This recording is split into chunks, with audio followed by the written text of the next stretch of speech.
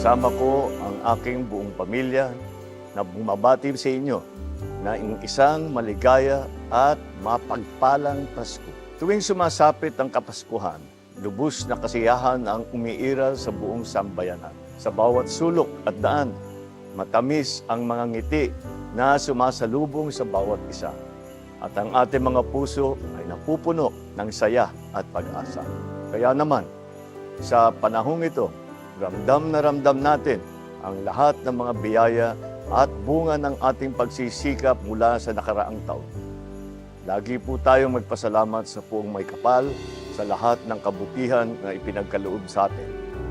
Buksan po natin ang ating mga puso at ang mga tahanan upang maipadama natin ang pagmamahal at saya sa ating mga kababayan, lalong-lalo na sa lubos na nangangailangan. Naway isabuhay din natin ang tunay ng diwa ng Pasko sa pamamagitan ng pag-unawa, pagkalinga at pagtulong sa kapwa. Sa pamamagitan nito, tayo ay nagsisilbing parol ng siyang nagbibigay ng sigla, kulay at liwanag sa buhay ng bawat isa tungo sa mas maunlad na bagong Pilipinas.